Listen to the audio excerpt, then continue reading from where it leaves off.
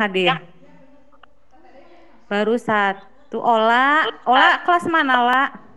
Ola IPS 2. Mulai tes 2. PS2. Ya. Siti Indah IPS 2, Bu. sama. Kalau Agi Trisatya Agi IPS 1 kalau nggak salah. 3. oh Agus IPS Agus 3, Gusnaldi. Bu. Itu tolong kameranya dihidupin ya. Ya, Bu. Kameranya. Takutnya kalian lagi di mana kan, jadi dihidupin ya. Ibu lagi nyari sinyal, Bu, susah. Oh, nyari sinyal. Di mana nyari sinyalnya? Siapa yang lagi nyari sinyal? Indah, Bu. Indah kelas mana, Indah? IPS 2. Susah sinyal. Iya, Bu. Sok.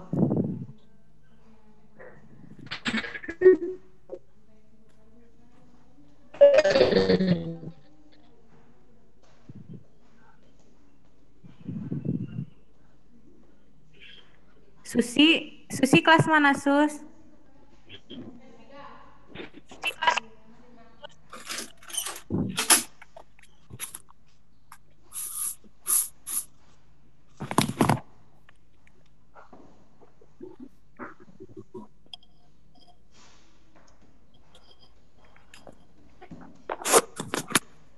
Susi, terus Heriawan. IPS 3 ya, Heriawan ya? Agi kan IPS 3, Bu. Oh, Anggi IPS 3. Ya. Oh iya. Reva IPS 1.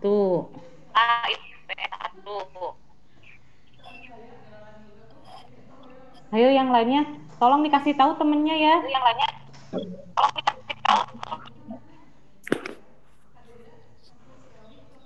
Ya. Ya. Kalkulator. Ada yang bergabung nggak sama temennya?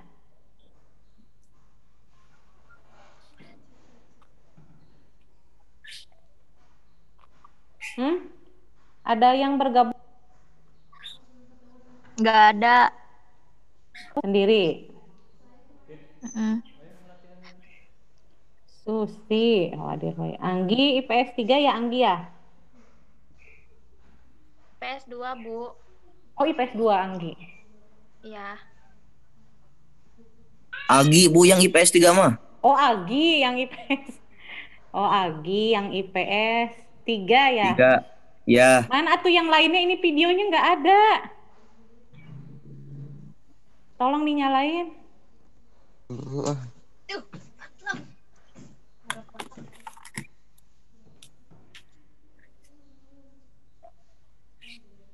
Bisa dimulai nggak? Boleh, Bu, sok langsung mulai saja. Boleh.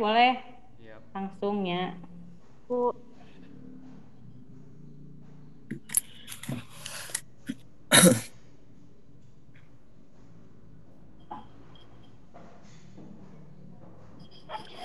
Assalamualaikum warahmatullahi wabarakatuh. Waalaikumsalam warahmatullahi wabarakatuh. Gimana kabarnya? Baik? Alhamdulillah baik. Alhamdulillah. Semoga kita semua dalam keadaan baik-baik saja dan selalu dalam lindungan Allah Subhanahu wa Ta'ala. Amin. Langsung saja ya. Kemarin kan kita membahas bab 1 ya, tentang kerajaan-kerajaan maritim masa Hindu-Buddha di Nusantara. Jangan lupa dicatat ya, siapkan catatannya. Ya.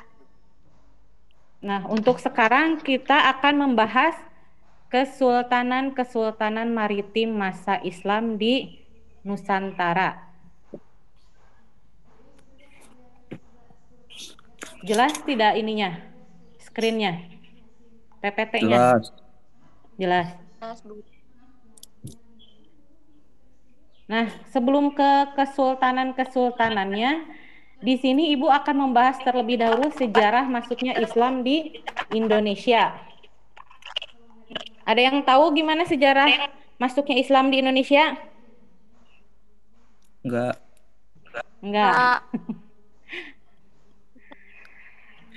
Proses masuk dan berkembangnya agama Islam di Indonesia menurut Ahmad Mansur Suryanegara dalam bukunya yang berjudul Menemukan Sejarah terdapat 3 teori, yaitu 1. Teori apa? Dari Gujarat. Teori Gujarat. 2. Teori Mekah. Dan 3. Teori Persia. Ya. Ya. Ketiga teori di atas tersebut memberikan jawaban tentang permasalahan waktu masuknya Islam ke Indonesia, asal negara, dan tentang pelaku penyebar atau pembawa agama Islam ke Nusantara. Tara. Teori Gujarat. Ada yang tahu tidak Gujarat itu daerah mana? India. India. Siapa itu yang jawab? Agi. Siti. Agi.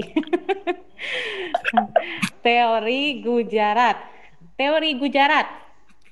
Teori Gujarat mengatakan bahwa proses kedatangan Islam ke Indonesia berasal dari Gujarat pada abad ke-7 Hijriah atau abad ke-13 Masehi. Gujarat ini terletak di India bagian barat berdekatan dengan Laut Arab. Sarjana yang pertama kali mengemukakan teori ini adalah J. P.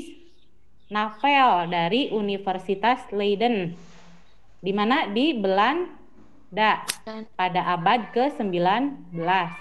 Menurut orang-orang Arab bermazhab Syafi'i telah bermukim di Gujarat dan Malabar sejak awal Hijriah atau abad ke-7 Masehi. Namun yang menyebarkan Islam ke Indonesia bukanlah orang Arab langsung, melainkan pedagang Gujarat yang telah memeluk Islam dan berdagang ke dunia timur termasuk Indonesia. Teori ini didukung oleh Christian Snokhorgrunje dan J.P. Makueta.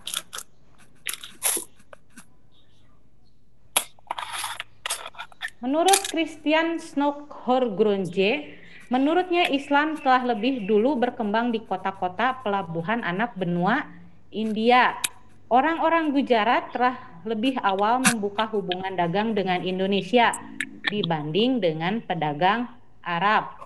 Dalam pandangan Horgrunje, kedatangan orang Arab terjadi pada masa berikutnya. Orang-orang Arab yang datang ini kebanyakan adalah turunan Nabi Muhammad SAW yang menggunakan gelar Syahid atau Syarif di depan namanya. Sedangkan menurut J.P. Mokueta pada tahun 1912 memberikan argumentasi dengan batu nisan Sultan Malik al-Saleh yang wafat pada tanggal 17 Zulhijjah 831 Hijriah atau 1297 Masehi di Pasai, Aceh. Menurutnya, batu nisan di Pasai dana makam Maulana Malik Ibrahim yang wafat tahun 1419 di Gresik, Jawa Timur memiliki bentuk yang sama dengan nisan yang terdapat di Kambai di Gujarat, India. Mokueta akhirnya berkesimpulan bahwa batu nisan tersebut diimpor dari Gujarat atau setidaknya dibuat oleh orang Gujarat atau orang Indonesia yang telah belajar kaligrafi khas Gujarat. Alasan lainnya adalah kesamaan mazhab Syafi'i yang dianut masyarakat Muslim Gujarat dan Indonesia. Itu menurut teori Gujarat.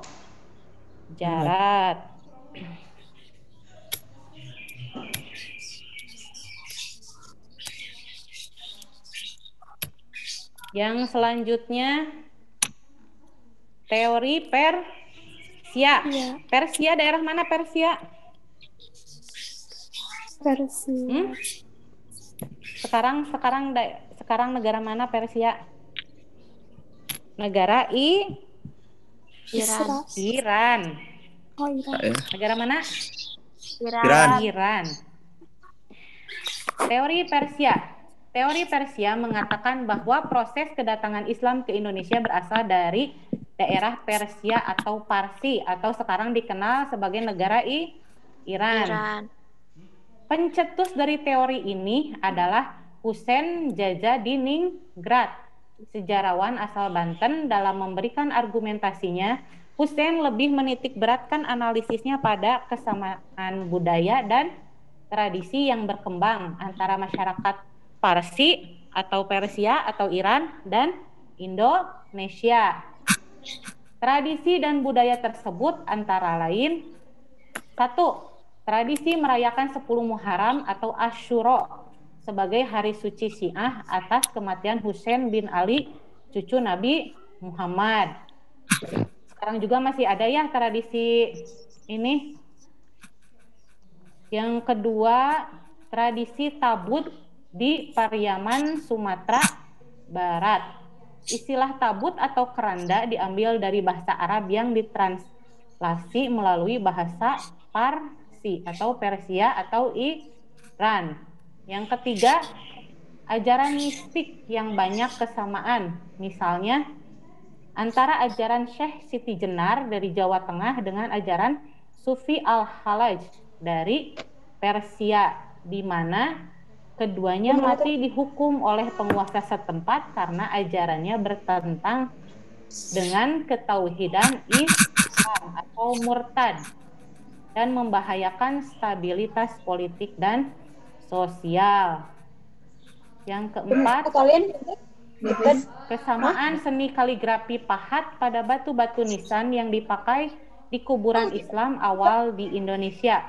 Kesamaan lain adalah bahwa umat Islam Indonesia menganut mazhab Syafi'i, sama seperti kebanyakan Muslim di Iran. Bentar.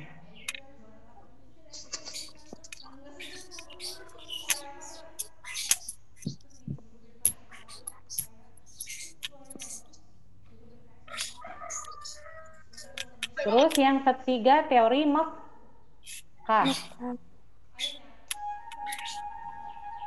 Teori Mekkah mengatakan bahwa proses masuknya Islam ke Indonesia adalah langsung dari Mekkah atau Arab. Proses ini berlangsung pada abad pertama Hijriah atau abad ke-7 Masehi.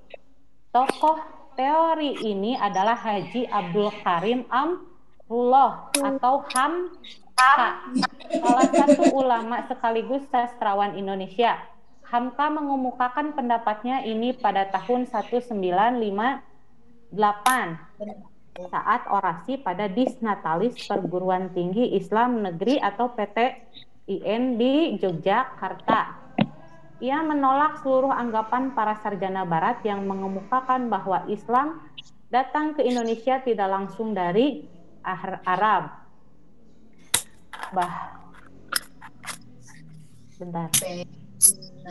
Si Peng, itu si Sinano si Cak, apa kerek daun di hayo hemat di film teh.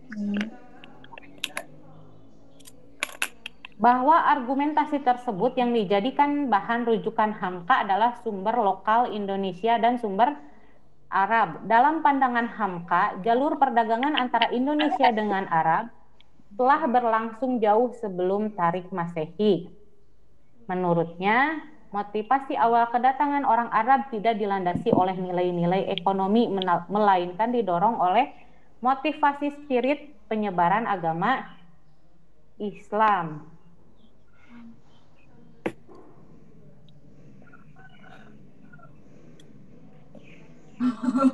Di mungkin mah Korea. Orang sekolahnya. Nah, kemudian kayak mungkin. Apa yang mau ngalah?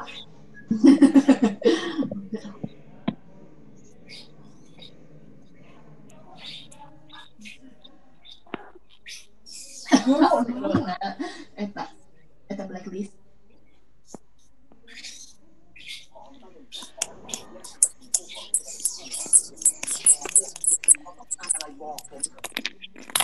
Selanjutnya, teori Hamka merupakan sanggahan terhadap teori Gujarat yang banyak kelemahannya. Ia malah curiga terhadap prasangka penulis orientalis barat yang cenderung memojokkan Islam di Indonesia. Penulis barat, kata Hamka, melakukan upaya yang sangat sistematik untuk menghilangkan keyakinan negeri-negeri Melayu tentang hubungan rohani yang mesra antara mereka dengan tanah Arab sebagai sumber utama Islam di Indonesia dalam menimba ilmu agama.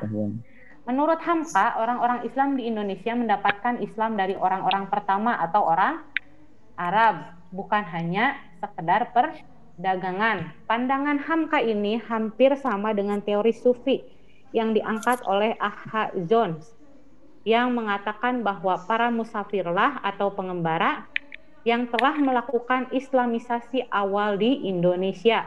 Kaum Sufi biasanya mengembara dari satu tempat ke tempat lainnya untuk mendirikan kumpulan atau perguruan tarekat.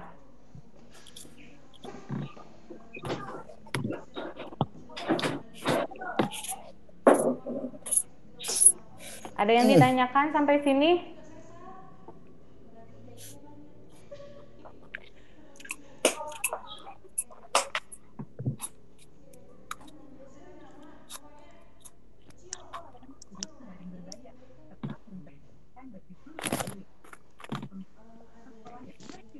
Lanjut.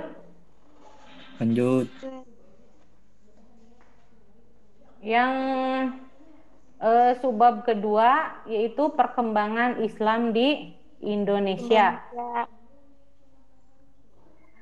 Meskipun Islam baru bisa dikatakan berkembang setelah berdirinya kerajaan Islam atau setidaknya ketika ada jalinan hubungan dagang antara saudagar muslim pribumi, namun cara kedatangan Islam dan penyebarannya di Indonesia tidak dilakukan dari saluran politik atau perdagangan semata. Setidaknya ada 6 saluran berkembangnya Islam di Indonesia. Yang pertama, perdagangan. Yang kedua, politik. Yang ketiga, perkawinan. Yang keempat, pendidikan. Yang kelima, kesenian. Dan yang keenam yaitu tasawuf.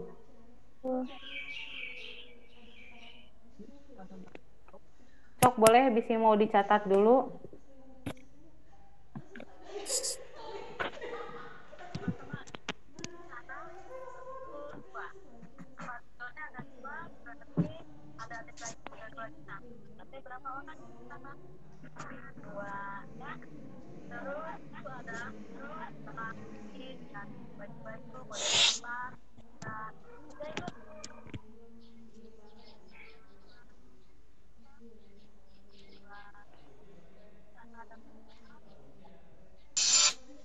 Yang pertama, pendekatan perdagangan.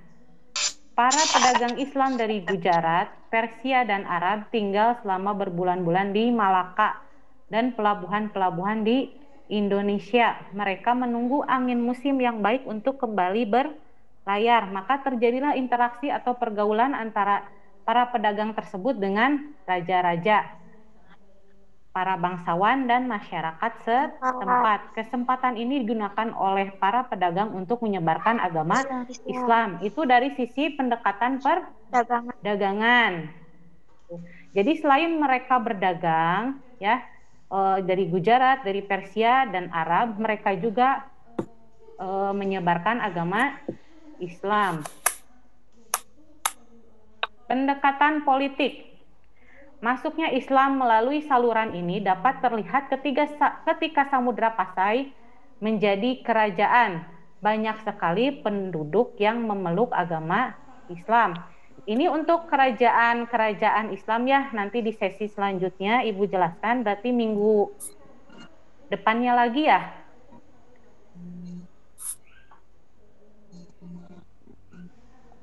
Proses seperti ini terjadi pula di Maluku dan Sulawesi Selatan.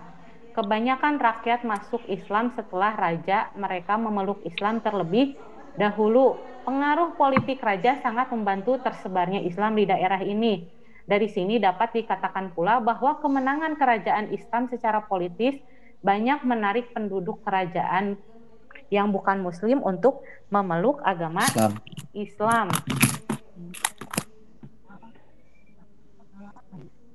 Pendekatan perkawinan. Tak dapat dipungkiri dari sisi ekonomi, para pedagang Muslim memiliki status sosial yang lebih baik daripada kebanyakan pribumi. Sehingga penduduk pribumi, terutama putri-putri bangsawan, tertarik untuk menjadi istri para pedagang. Sebelum prosesi pernikahan, mereka telah diislamkan terlebih dahulu, dan setelah mereka memiliki keturunan, lingkungan kaum Muslim semakin luas. Oleh karenanya, tidak heran banyak sekali bermunculan kampung-kampung Muslim. Mereka disebut dengan kampung Arab. Misal perkawinan antara Raden Rahmat atau Sunan Ampel dengan Nyai Manila, Sunan Gunung Jati dengan Putri Kawung Anten, Brawijaya dengan Putri Campa yang menurunkan Raden Patah, Raja pertama Kerajaan Demak, dan masih banyak yang lainnya. Pendekatan pendidikan. Pada proses ini biasanya dilakukan melalui pendidikan-pendidikan yang dilakukan oleh para wali, ulama, kiai, atau guru agama yang mendidik murid-murid mereka. Tempat untuk mengembangkan ajaran Islam adalah di pondok pesantren. Itu para santri dididik dan diajarkan pendidikan agama Islam secara mendalam, sehingga mereka betul-betul menguasai ilmu agama. Setelah lulus dari pesantren, para santri kembali ke daerah asal untuk kemudian menyebarkan kepada masyarakat umum pelajaran yang telah mereka peroleh di pesantren.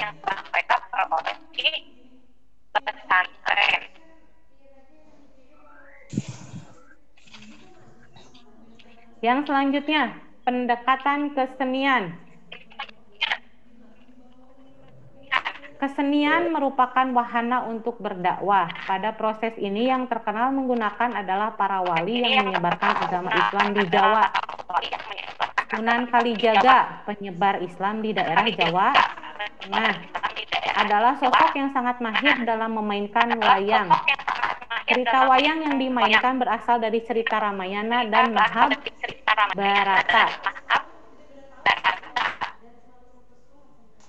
Dalam memainkan wayang, selalu disisipkan ajaran-ajaran Islam. Seni yang lainnya yaitu sastra atau pengaruh Arab berupa syair, pengaruh Persia berupa hikayat, sastra lainnya yaitu babad dan suluk. Kitab-kitab berisi ajaran tasawuf, yakni cara mendekatkan diri kepada Tuhan, seni bangunan atau masjid, seni kaligrafi, seni tari dan musik atau debus, tari sedati atau saman, dan japin. Tari saman dari daerah mana tari saman?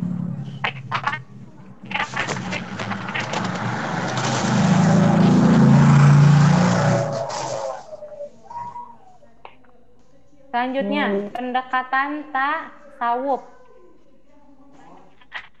Ada yang tahu tidak? Tasawuf.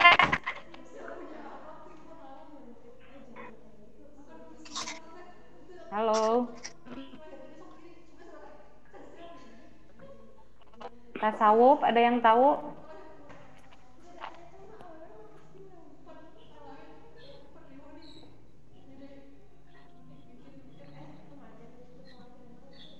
Tasawuf yaitu ilmu untuk mengetahui bagaimana cara menyucikan jiwa, menjernihkan akhlak, membangun dohir dan batin, serta untuk memperoleh kebahagiaan yang abadi. Tasawuf pada awalnya merupakan gerakan zuhud atau menjauhi hal duniawi dalam Islam.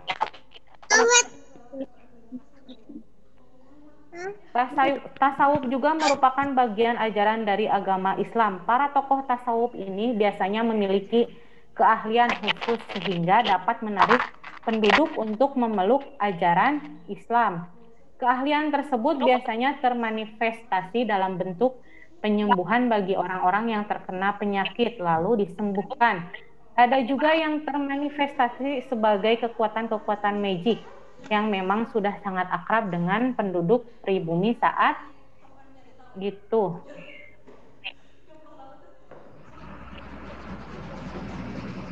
Ada yang mau bertanya? Ada yang ditanyakan? Halo? Nggak ada. Nggak ada. Berarti mengerti. Enggak. Insya Allah, Bu.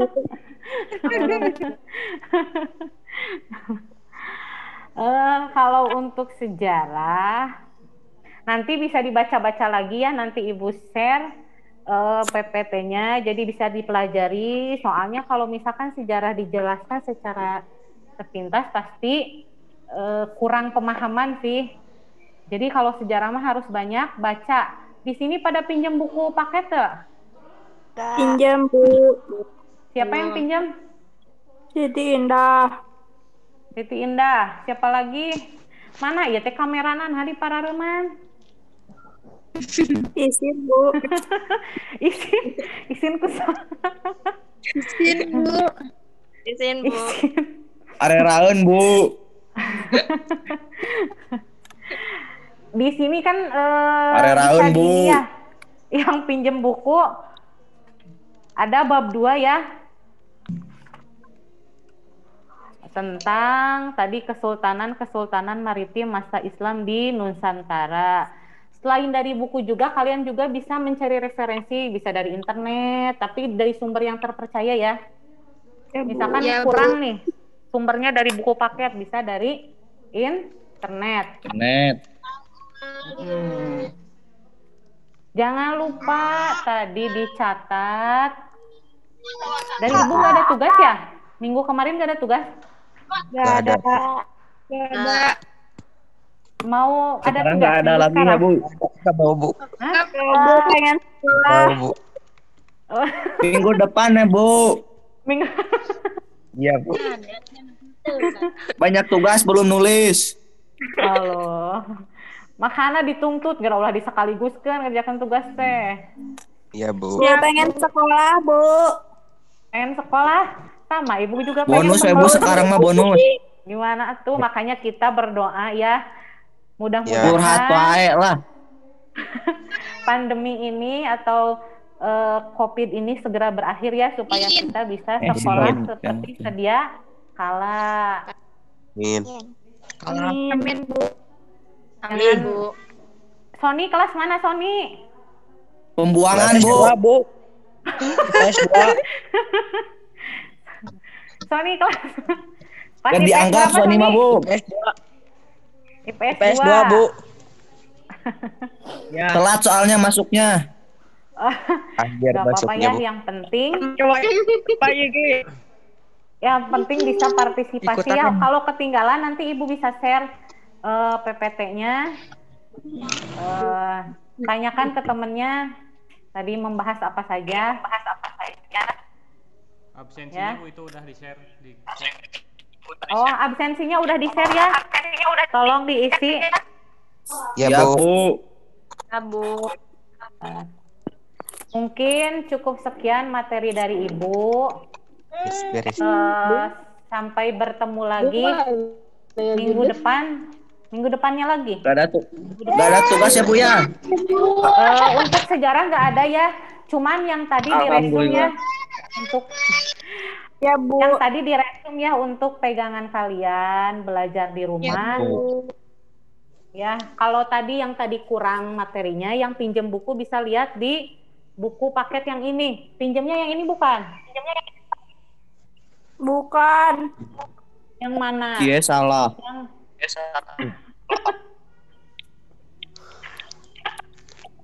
nggak ada di perpus yang ini. kuning, Bu.